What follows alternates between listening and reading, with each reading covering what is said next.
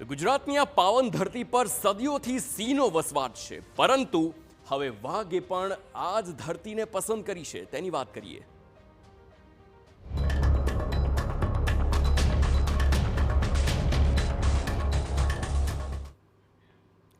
ગુજરાતમાં વાઘની હાજરી હોવાની સરકારે સત્તાવાર પુષ્ટિ કરી।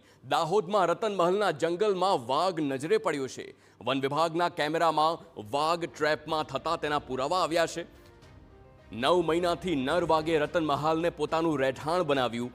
સિંહ દીપડા બાદ હવે રાજ્યમાં વાઘની પણ ઉપસ્થિતિ જોવા મળી। ત્રણેય શિકારી પ્રાણી ધરાવતું એકમાત્ર રાજ્ય છે ગુજરાત, અને આ જ ગર્વની લાગણી એ તમામ ગુજરાતીઓને અનુભવ થતી હશે, કારણ કે એકમાત્ર આ ધરતી કે જ્યાં સદીઓથી સિંહનો વસવાટ છે, દીપડાનો વસવાટ છે, અને તેવામાં પણ ખૂંખાર વાઘ જ્યારે ગુજરાતને પોતાની ધરતી તરીકે પસંદ કરે છે તો તે ખૂબ જ મોટી વાત। સાવજની ધરતી તરીકે ગુજરાતની ઓળખ બાદ હવે વાઘે પણ દેખા દીધી, ત્યારે ગુજરાત આજે દેશનું એકમાત્ર એવું રાજ્ય બન્યું છે કે જ્યાં એશિયાટિક સિંહ, ભારતીય દીપડો અને વાઘ આ ત્રણેય ટોચના શિકારી એક જ કુદરતી પરિદૃશ્યમાં સાથે જોવા મળી રહ્યા હોય, અને વાઘની ઉપસ્થિતિ ફરી દાહોદના રતનમહાલ અભયારણ્યમાં જોવા મળી છે। આ નર વાઘ ફેબ્રુઆરી 2025થી અહીં નિયમિતપણે જોવા મળી રહ્યો છે। તે ગુજરાતના ઇતિહાસમાં વાઘનો સૌથી લાંબો સમયગાળો છે।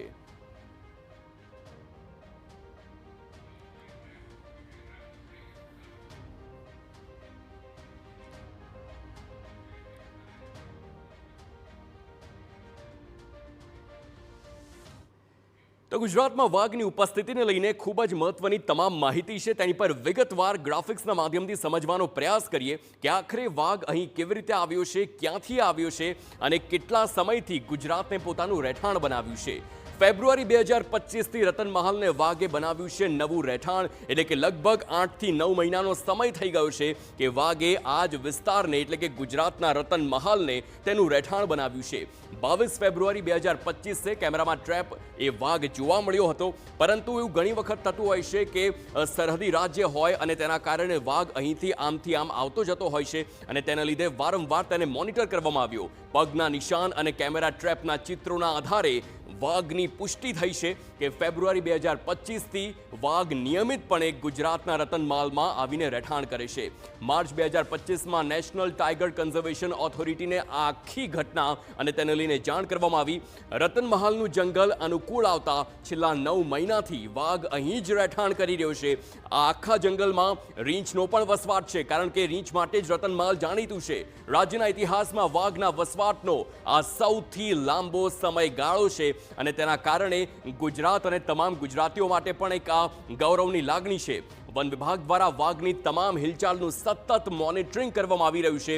ટ્રેપ કેમેરા ગોઠવવામાં આવ્યા છે, અને તેના આધારે વાઘ અહીં કેટલા સમય સુધી રહેશે તેની તમામ જે માહિતી છે તે કેમેરામાં કેદ થાય છે। તો સિંહ, દીપડો તેમજ વાઘ ધરાવતું દેશનું આ એકમાત્ર રાજ્ય ગુજરાત કે જ્યાં ત્રણેય ખૂંખાર આ જાનવરો છે તેમનો વસવાટ છે, અને તેના કારણે જ આ ખૂબ જ ગૌરવની લાગણી છે, કારણ કે વાઘનો વસવાટ આ ખૂબ જ મોટી વાત કહી શકાય। રતનમહાલના જંગલમાં પૂરતા પ્રમાણમાં પાણીની ઉપલબ્ધતા છે। જો આપ પણ રતનમહાલ ગયા છો તો આપને ધ્યાન હશે કે તેમાં ખૂબ જ સરસ પાણીનો ધોધ વહી રહ્યો છે।